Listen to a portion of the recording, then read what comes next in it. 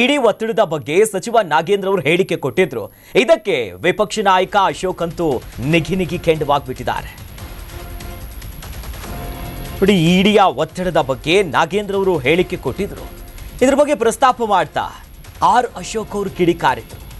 50 ವರ್ಷದಿಂದ ಇಡಿ ಐಟಿ ತನಿಖಾ ಸಂಸ್ಥೆಗಳಿದೆ, ಕೆಲಸ ಮಾಡ್ಕೊಂಡು ಬಂದಿದೆ. ಈ ಸಂಸ್ಥೆಗಳೆಲ್ಲ ಸುಮ್ಮನೆ ಆಪಾದನೆ ಮಾಡೋದು ಗೌರವ ತರೋದಿಲ್ಲ.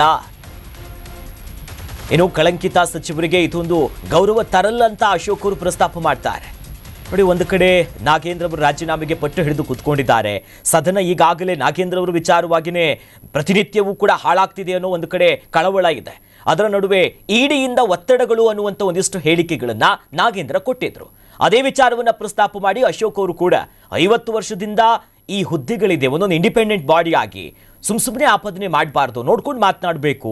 187 ಕೋಟಿ ಹಣ ಹೋಗಿದೆ ಎಲ್ಲಿಗೆ, ಯಾಕೆ, ನೇರವಾಗಿ ಅವರ ಸಂಬಂಧಿಕರಿಗೆ ಹೋಗಿದೆ. ಮಂತ್ರಿ ಸೂಚನೆ ಇಲ್ಲದೆ ಹೇಗೆ ವರ್ಗಾವಣೆ ಆಗೋದಕ್ಕೆ ಚಾನ್ಸಸ್ ಇದೆ. ತೆಲಂಗಾಣಕ್ಕೆ ಹೋಗಿ ಹಣವನ್ನ ಹಂಚಿಕೆ ಮಾಡೋ ಕೆಲಸ ಆಯಿತು.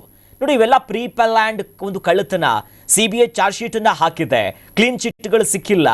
ಇಂಥ ವಿಚಾರದಲ್ಲೂ ಈ ರೀತಿಯಾಗಿ ಮಾತನಾಡೋ ಸರಿಯಲ್ಲ ಅಂತ ವಿಧಾನಸೌಧದಲ್ಲಿ ವಿಪಕ್ಷ ನಾಯಕ ಅಶೋಕ್ ಅವರು ನಾಗೇಂದ್ರ ಅವರ ಹೇಳಿಕೆಗೆ ಕೌಂಟರ್ ಕೊಟ್ಟಿದ್ದಾರೆ. ನಾಗೇಂದ್ರ ಅವರು ಇಡಿ ಸಿಬಿಐ ಎಲ್ಲ ಪೊಲಿಟಿಕಲಿ ಮೋಟಿವೇಟೆಡ್ ಅಂದ್ರೆ ಅವೆಲ್ಲ ಇವತ್ತಿಂದ ಏನಿರೋವಲ್ಲ. 50 ವರ್ಷದಿಂದನೂ ಇಡಿನೂ ಇದೆ, ಸಿಬಿಐ ಇದೆ. ಅವಾಗೇನು ಅವು ಪೊಲಿಟಿಕಲ್ ಆಗಿತ್ತ, ನಾನ್ ಪೊಲಿಟಿಕಲ್ ಆಗಿತ್ತ. ಸುಮ್ಮನೆ ಸಿಕ್ಕಾಕೊಂಡಿದ್ದಾರೆ. ಆಪಾದನೆ ಮಾಡುವಂಥದ್ದು ಕಳಂಕಿತ ಒಬ್ಬ ಸಚಿವನಿಗೆ ಗೌರವ ತರೋದಲ್ಲ. ಇಲ್ಲಿ ಪ್ರಮುಖವಾಗಿ ಹಂಗಾರೆ 187 ಕೋಟಿ ಹೆಂಗೋಯ್ತು? ಅವರದೇ ಇಲಾಖೆಯಲ್ಲಿ 187 ಕೋಟಿ ಹೋಗಿದ್ದಕ್ಕೆ ನಾಗೇಂದ್ರನ ಅಕೌಂಟ್ಗೆ 1.2 ಕ್ರೋರ್ಸ್ ಬಂದಿದೆಯಲ್ಲ, ಡೈರೆಕ್ಟ್ ಆಗಿ ಅವ್ರ ಅಕೌಂಟ್ಗೆ ಹೋಗಿದೆ, ಅವ್ರ ಸಂಬಂಧಿಗಳ ಅಕೌಂಟ್ಗೆ ಹೋಗಿದೆ. ಆ ಸಂಬಂಧಿನೂ ಒಪ್ಕೊಂಡಿದ್ದಾರೆ, ನಾಗೇಂದ್ರನೇ ಕೊಟ್ಟಿರೋದು ಅಂತ ಸಿಬಿಐ ಚಾರ್ಜ್ ಶೀಟ್ ಅಲ್ಲಿ ಅವರೇ ಒಪ್ಕೊಂಡಿದ್ದಾರೆ, ಸ್ಟೇಟ್ಮೆಂಟೇ ಮಾಡಿದ್ದಾರೆ. ಮತ್ತೆ ಈ ಹಣ 600 ಅಕೌಂಟ್ಗೆ ಡಿವೈಡ್ ಆಗಿದೆ. ಇಲಾಖೆ ಹಣ 600 ಅಕೌಂಟ್ಗೆ ಡಿವೈಡ್ ಆಗಕ್ಕೆ ಅಂದ್ರೆ ಮಂತ್ರಿ ಸಹಾಯ ಇಲ್ದಿರ ಹೆಂಗಾಗ್ತೈತೆ? ಮಂತ್ರಿ ಡೈರೆಕ್ಷನ್ ಇಲ್ದಿರ ಈ 600 ಅಕೌಂಟ್ ಹೆಂಗ್ ಓಪನ್ ಆಗ್ತೈತೆ? ಮತ್ತೆ ಅವ್ರ ಶಿಷ್ಯ ನೋಡಿ, ನಾಗೇಂದ್ರ ಅವರನ್ನ ವಜಾ ಮಾಡಿದ್ದೇ ಸಿದ್ದರಾಮಯ್ಯನವರು. ಅವರ ಸಂಪುಟದಲ್ಲೇ ಇವರಿದ್ರು. ಈಗ ಡಿಕೆ ಸಂಪುಟದಲ್ಲಿ ಮತ್ತೆ ಅವರನ್ನ ಸೇರಿಸಿಕೊಳ್ಳಲಾಗಿದೆ. ತನಿಖಾ ಹಂತದಲ್ಲಿದೆ ವಾಲ್ಮೀಕಿ ಅಭಿವೃದ್ಧಿ ನಿಗಮದ ಪ್ರಕರಣ. ಈಗ ಯಾಕೆ ಸೇರಿಸಿಕೊಂಡ್ರು ಅಂತ ಬಿಜೆಪಿ ಶಾಸಕ ತೆಂಗಿನಕಾಯಿಯವರು ಮತ್ತೆ ಪ್ರಶ್ನೆ ಮಾಡ್ತಿದ್ದಾರೆ. ಇಡಿ ಒತ್ತಡದ ಬಗ್ಗೆ ನಾಗೇಂದ್ರ ಅವರು ಸ್ಟೇಟ್ಮೆಂಟ್ ಕೊಟ್ರಲ್ಲ, ಅದೇ ವಿಚಾರವನ್ನ ಮುಂದಿಡ್ಕೊಂಡು ಯಾರಿಗೆ ಹಣ ಕೊಟ್ಟವರು ಮಂತ್ರಿ ಆಗಿದ್ದಾರೆ, ಇದಕ್ಕೆ ಉತ್ತರ ಕೊಡ್ಲಿ ಅಂತ ನೇರವಾಗಿ ಬಿಜೆಪಿ ಶಾಸಕರು ಕೇಳಿದ್ದಾರೆ. ಸಿದ್ದರಾಮಯ್ಯನವರಾಗಿರ್ತಕ್ಕಂಥ ಪ್ರಕರಣದಲ್ಲಿ ನಾವು ನೋಡಿದ್ರಂದ್ರೆ ನಾಗೇಂದ್ರ ಅವರು ಹಿಂದೆ ಏನು ಈಗ ಹಗರಣ ಆಗಿತ್ತು, ಎಲ್ಲ ಮಾಧ್ಯಮದಲ್ಲಿ ಕೂಡ ಪ್ರಕಟ ಆಗಿತ್ತು, ಮತ್ತು ನಾವು ವಿಧಾನಸಭೆ ಅಧಿವೇಶನದಲ್ಲಿ ಕೂಡ ಇದ್ರ ಬಗ್ಗೆ ಬಹಳಷ್ಟು ವಿಷಯಗಳನ್ನ ನಾವು ಚರ್ಚೆ ಮಾಡ್ತಕ್ಕಂಥ ಸಂದರ್ಭದಲ್ಲಿ ನಿಕಟಪೂರ್ವ ಮುಖ್ಯಮಂತ್ರಿಗಳಾಗಿರ್ತಕ್ಕಂಥ ಸನ್ಮಾನ್ಯ ಶ್ರೀ ಸಿದ್ದರಾಮಯ್ಯನವರು ಬಹಳ ಸ್ಪಷ್ಟವಾಗಿ ಇದೇ ಸದನದ ಒಳಗಡೆ ಉಲ್ಲೇಖ ಮಾಡಿದ್ರು.